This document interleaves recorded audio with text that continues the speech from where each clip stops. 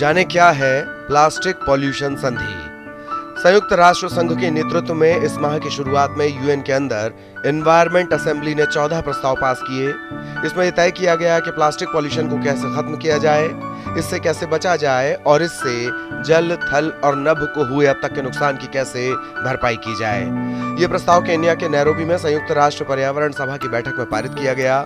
ये प्रस्ताव 1950 के दशक में प्लास्टिक युग के बढ़ने के बाद से उत्पादित 9 बिलियन टन प्लास्टिक से सीधे निपटने का प्रयास करता है।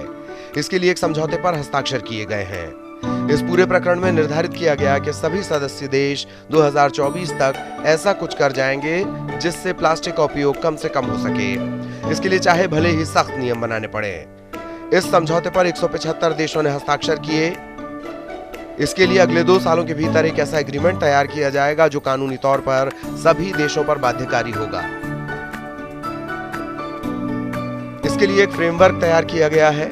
इसके लिए 14 प्रस्ताव तैयार किए गए हैं। ये प्लास्टिक संधि मॉन्ट्रियल और पेरिस क्लाइमेट डील की तरह ही है। यूनाइटेड नेशन एनवायरमेंट असेंबली ने इस दिशा में काम करने का निर्णय लिया है। यही प्लास्टिक सॉल्यूशन संधि है। इस बैठक के दौरान 2 तरह के विचार सामने आए। एक विचार पेरू और रवांडा की तरफ से आया। इसमें उत्पादन, खपत और निपटान से लेकर प्लास्टिक के जीवन चक्र के सभी चरणों को शामिल किया गया है। दूसरा विचार जापान की तरफ से आया, जिसमें महासागरों में प्लास्टिक पर ध्यान केंद्रित किया गया। प्रस्ताव में कहा गया कि निम्न आय वाले देशों को उच्च आय वाले लोगों की तुलना में प्लास्टिक और प्रदूषण से निपटना मुश्किल होगा। इस प्रकार प्लास्टिक के उपयोग और कचरे को रोकने में मदद के लिए वित्त पोषण मॉडल की आवश्यकता है। आपको बता दें, करीब 5 ट्रिलियन पीसेस प्लास्टिक समुद्र में पड़ा है। हर रोज 400 मिलियन टन प्लास्टिक प्रोड्यूस किया जाता है। इसका 40% एक बार प्रयोग करने के बाद फेंक दिया जाता है। ये प्लास्टिक रिसाइकल हुए बिना समुद्र में गिरता है। इससे जीव संकट में है। समुद्र के भोजन पर निर्भर रहने वाले जीवों का इस पर गंभीर असर होता है। भारत ने 2022 में प्लास्टिक वेस्ट मैनेजमेंट नियम फरवरी में जारी किया। विश्व में इस दिशा में काम करने वाला भारत पहला देश है।